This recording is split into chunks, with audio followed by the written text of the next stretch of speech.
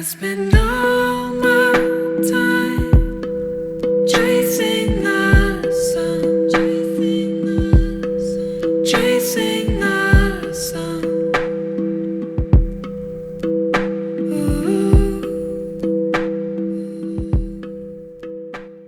Are you ready to plant some bulbs? This is the last of the bulbs that we're planting here.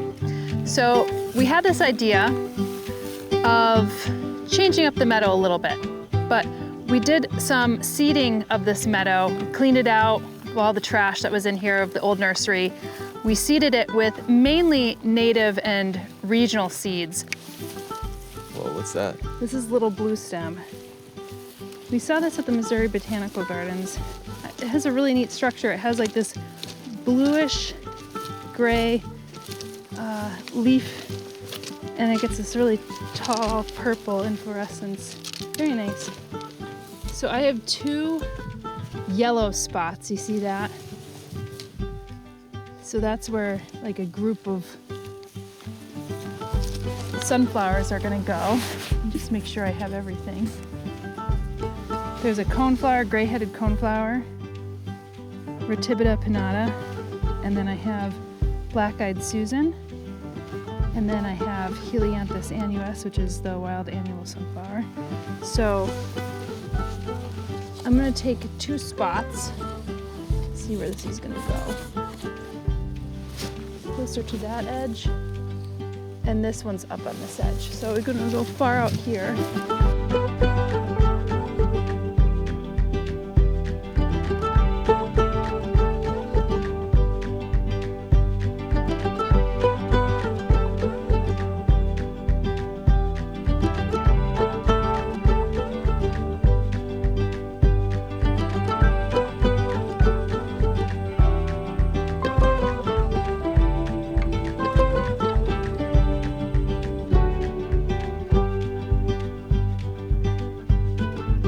But a lot of the stuff that came up is not what we seeded. So, you know, a lot of this Daucus carota, I mean, the seed was probably in the seed bank forever, just couldn't get rid of it. And that's fine. It's actually a pretty good medicinal. Had some beautiful asters that came up. This is with some of the annual sunflower that we did plant, actually. And, you know, for the first year, we were just surprised with how much came up. But then I just fell in love with planting bulbs so much. None of these are actually native, but these allium bulbs are so lovely. These are really honkin' big ones. These are called Allium Globemasters. We have them in a number of our garden beds and they look so beautiful, and they could get pretty tall, right? So they get about, some of these that we have here, maybe 18 inches, right? But some of them go up to 4 feet. And in the case of the Allium Globemasters, they get a ball, this inflorescence on top that is 6 to 7 inches across. So this landscape could actually handle some of that because the grasses are quite high and a lot of the perennials are quite high. So right where, you know, Saunders walking all throughout here, I cut down some of this grass just along the edges of the path and started to put in some bulbs. So you'll see some of this soil here. And this is extremely rocky ground. So I've been using like a bulb auger to just basically drill some holes, and that's what we're gonna do today. I only have a few of the alliums that I'm planting here, and I think we'll probably take this inside and I'll share with you some of the other alliums that we're planting in here, because I wanted to find alliums that were like purple, white, maybe a little yellow, that would bloom from May through August. So that would be quite a show. So we'll see if that happens. But I just wanted to take you through how easy it is to plant these guys. Now, we planted about, I planted about 3,000 bulbs so far. And I almost like forgot how much I ordered, because I had to order from all different places. And they just kept on coming in, and I think this is the last bit of them. So I have this Allium sphaerocephalon. They're called drumstick alliums. And I'll try to bring one of these out. You'll see how small they are compared to the Globemasters. These get about 3 to 4 feet tall. I think, or 2 feet tall. And they have a much smaller inflorescence. So concept of actually planting a bulb, make sure it looks, creamy colored or white, that it's not like shriveled. And this pointy tip is the point that goes up, and then this is where the root comes out. And these are perennial plants, so they will come year over year. I have one other kind here that I'll show you just so you can see the size differences. So this gets up to 3 feet tall. This one's kind of middle of the road size. These Globemasters are the biggest.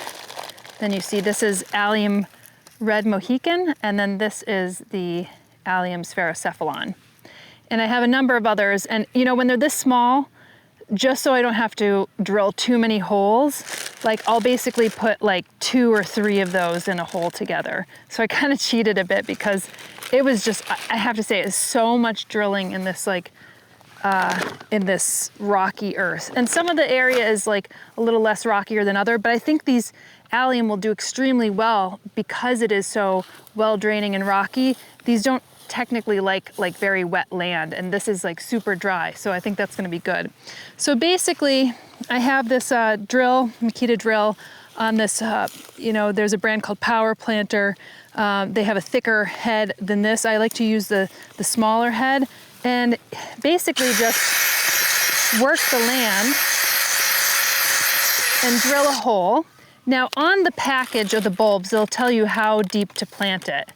So generally what you could do is, when you look at it, I usually go 2 to 3 times the depth of this. So this is about 2 inches. You'd probably put this down 6 inches of the way. And then this Allium Mohican, which is the middle of the road allium, it says planting depth 5 to 6 inches. So yeah, so you can see that. So if the ground's easy to work with, which you actually hope, then you try to get it down 6 inches, which you could eyeball it.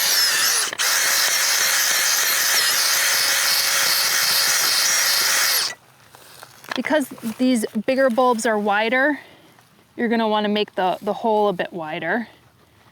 And what I'm gonna do is just put a little bit of Biotone in here. You could also use a bulb tone. And I'm going to put this just right in there. And with the soil, or the stone really around here, but there is some soil in here, I'm gonna do that. And then I have some compost topsoil mix, and I usually just put that on the top, just to kind of keep it even and to fill in some of the gaps, but also to see where I've actually drilled the hole, because I kind of cut this down, but it's still pretty weedy. So I'm just gonna keep on going here.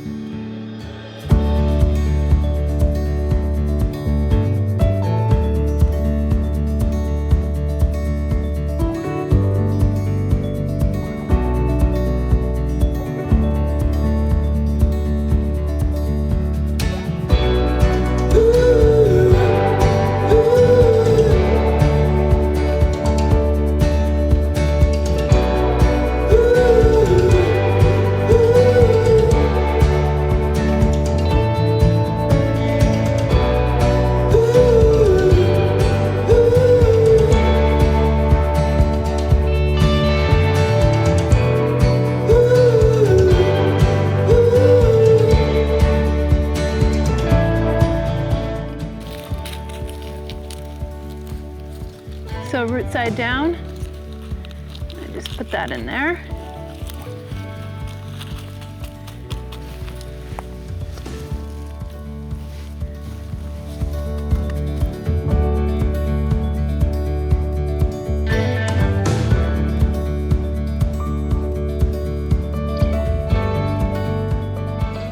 And I sprinkle a little of this Biotone in here, and it acts as a bit of a fertilizer, but also helps with the transplant process. So it has a number of bacillus, helpful bacteria that will assist in the transplant process. And again, I ran out of bulb tone, so I just supplemented it with Espoma's Biotone. So if I've had some of these. This doesn't have to go down as deep, or you don't need the hole to be as wide. So I'm just gonna put that in there like that. And actually, I find this ground a little easier to work with than up where I was already doing some of the bulbs, which is good because it's a little easier on my arm. So I'm gonna put 2 of these in one hole, and that kind of is cheating a little bit, but generally you might wanna have them a little further away, but I think it's nice. If you could go with even 2 different types of species, which is what I had before when I was early planting, because sometimes those 2 types of species will come up at different times, which is nice. So they could share the same hole. And these bulbs will multiply. They'll, sometimes will multiply and create little bulbets, and they'll multiply underground, or they'll actually, go to seed. And I have to say, generalist pollinators absolutely love these flowers, and people love them too. So what I hope to accomplish here is not only create like a really beautiful vista where we come into the meadow and we see these purple flowers that look like just a series of fireworks throughout May through August, but also to be able to have some cut flowers for the home. And who knows, maybe we'll have like a little perennial flower farm. I mean, it's like a really nice option by adding some of this beauty here. So I'm gonna plant some of these big ones.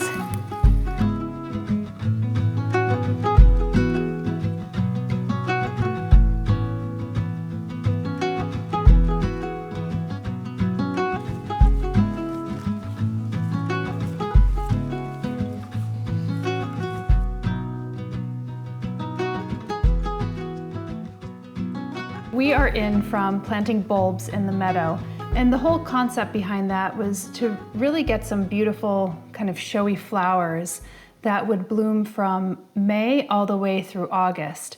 And I always love going to botanic gardens and seeing the alliums, especially the big ones, because they're just they're just like showstoppers. They're like really beautiful showpieces that people all have to go and take a photo next to because they're just unbelievable as an inflorescence. And I planted some alliums in the memorial garden, probably, I guess it was September of last year, and they came up in spring and the summertime, and they're just so beautiful. And the key with some of those tall alliums is that they do get quite a leafy stem as well. And when they start to die back, that could look a little unsightly within a garden. But if you have herbaceous perennials that are growing around them, or tall grasses to kind of hide some of those leaves that are starting to look a little lackluster, then I think you're okay. But with the meadow, since we have such high herbaceous perennials and we have tall grasses, then I thought the alliums would actually look really nice, especially along the edges where you walk or where you might be driving your UTV. And in my estimation, from just seeing the meadow emerge this past year, the time that it looked the best was in August. So that was the height of the meadow. And in August is when the last of the alliums are going to start to wane. So I think the timing will actually work really well in the meadow. So what I wanted to share with you is some of the alliums that would, I guess, technically bloom early on, so like May, June, and then some of them will fade into June, July, and then July, August. And I wanted to go with colors that were like that reddish purple, which is like kind of a traditional allium color, whites or creams, which again, you could find quite a lot of alliums with that color, and then little elements of yellow. I think red would also be nice because the main color palette within the meadow is those kind of royal purples, not royal purple, but like a reddish purple, whites, and then a little hints of yellow and red as well. So the ones that seem to bloom in the early part of the season, so like May, June, would be Allium Firmament. And I am looking at my computer screen right here because I actually put this in a document because I was just basically trying to find alliums that bloom across the season because I didn't want to just go with all one type of variety or species of allium and then have it boom, done in May, and then there's no more alliums for the rest of the year. So I was like, let's see how far I could actually stretch this. So Allium Firmament, it's like a purple allium, and it gets about 2 feet tall. And then the umbels, the flowers, the flower parts, get to be about 4 to 5 inches wide. So that's pretty substantial. Then you have Allium Atra Purpureum, and that gets to about 3 feet tall, but it gets a much smaller umbel. So it is also reddish purple, and that is about 3 inches wide compared to the Allium Firmament. Now the next one actually used to be in genus Allium, but now it's Nectarum Cyclum. It's really pretty. It actually has these very loose umbels that hang down, and it has like a color of whitish, reddish, and purple. And that gets about 3 feet tall and has these 4-inch wide umbels, and that's also blooming in May and June. So yeah, like I said, that one used to be considered an allium. It grows like an allium and looks like an allium otherwise, but I think because of the inflorescence that they actually put it into a new genus. Then Allium Neopolitanum, that grows a little shorter, so 14 to 18 inches, and it's 2 to 3 inch wide umbels, so much smaller. And that's also in May and June, and that one is white, so it's called an ornamental onion, or also known as white garlic. And a lot of these are actually, you could use as an edible, and that one is actually used as an edible. So that one is a species, so it's not a type of variety. So the umbels are quite small and maybe insignificant compared to some of the showier ones.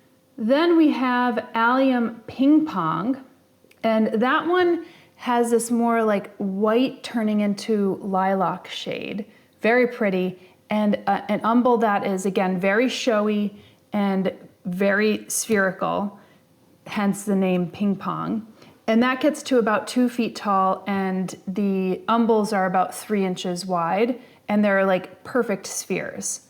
So you'll see some alliums that have a bit more of a ovate shape, or some with kind of like a feathers or hair that's coming off to the top. But this one is like a perfect sphere.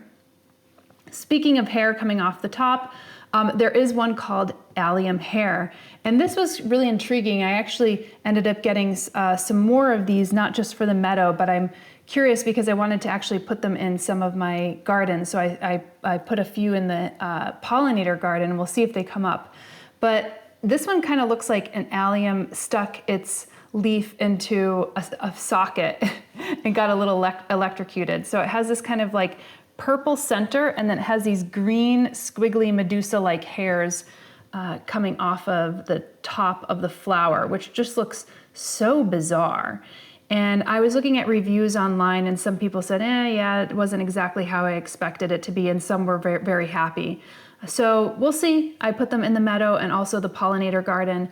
At least within the pollinator garden, I'll have a better assessment of whether they come up, because the pollinator garden is like right outside the common house, so we'll actually experience that on an everyday basis, whereas like going down one of the trails of the meadow, you might not get to experience it as much.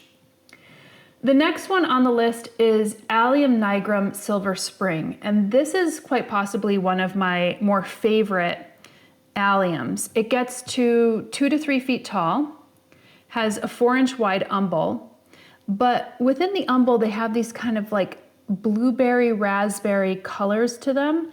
And I think the inflorescence of this allium is one of the more striking without being too bombastic, without being too showy or garish. And I have this one growing in the memorial garden. It was one of those sets of bulbs that I had planted. And boy, oh boy, I think they look absolutely decadent, especially during the sunsets and the sunrises, mainly the sunsets, because when the sun sets, there's this kind of gold hue that comes in and falls on those alliums, and it's just so beautiful. And these, I should say, and I think I may have already said this, these alliums are normally covered in pollinators, especially during the height of the day when the sun is out. You might see like 6, 7, 8, 9, 10 pollinators just because there's all these little inflorescences on the head. So I really enjoy seeing that. They're all abuzz for sure. Allium Nigram Silver Spring, that's when it starts blooming in June, July. So the other ones that I had mentioned, the Firmament, Atra Purpureum, the Nectar Scortum, the Allium Neopolitanum, and the Allium Ping Pong, that's more May, June. June, July is starting to be the Allium Nigram Silver Spring. And then the Allium Chloranthum, and that one is yellow. So it actually, I don't think it gets too high. Let's see, what's the height of this one? Yeah, 14 to 16 inches. So that's not very tall and only gets 2 inches wide. And that is a species allium. And that is also in June, July. So if we're starting to have like high grass by the time June, July comes around, which I don't think we will, like especially in June, the grass is usually pretty low. So some of those smaller alliums will come up before the grass gets too high, and that will be nice. Then the next one we have is Allium Forelock, which is a pretty fun one. So you can imagine that it's like this spherical ball, but it looks like a bomb got dropped on it and like shot up this way. So it has this like funny kind of top on it, which is why I guess it's called forelock. And it's a really beautiful reddish purple color. And that one is also in June and July. So if you look at what I'm kind of doing, I'm trying to get a white and a purple one. And if I could get yellow in there, that's great. But white and purple during the same months so that we just don't have like a field of purple flowers, but it could be purple and white alliums. So we'll have purple and white alliums during May, June, purple and white alliums during June, July. And the next one I had found, I'm not sure much else about this. I don't know what the species or if these are hybrids, but it's called the Allium Sparkler mixture, and you could get it at Brex. And it says, well, it says here, it says Allium flavum, Allium carinatum, and Allium carinatum album. So it's a sparkler mix of purples, yellows, and whites. And that one supposedly blooms from June to August. And those are also quite small. They get to about 16 inches tall. I didn't buy a lot of those because they're actually quite expensive. You only get 5 per package. And when they were on sale, they were like $11, but typically I think they sell for like $52. So it's quite expensive, so I didn't really buy a lot of those. If you go back to my video on bulbs on a budget, you'll be able to find bulbs that you could get in bulk that are quite inexpensive, especially if you're going for a show. So some of these that I'm sharing with you are definitely more expensive than others. One thing that I didn't put on here, let me see if I could find it, because I bought Allium Globemaster for a different part of the yard towards the Meadow house. But I ended up getting more than I could actually fit down at the Meadow house. So I decided to actually take some of those Globemasters and also plant them in the Meadow. And these are, I think they're the biggest alliums. They get about 8-inch flower heads, and I think they get up to about 3 feet tall. Let me see if I could find that. Mature height, 3 to 4 feet tall, which is pretty crazy. These are the ones that I often will see at like botanic gardens. They're just massive, or you'll see like a little kid with his face like next to it, and you're like, oh my God, I can't believe that allium is the size of the kid's head. So I did actually plant probably, I think like 24 or 25 of them down in the meadow, but I also planted some in the meadow house as well.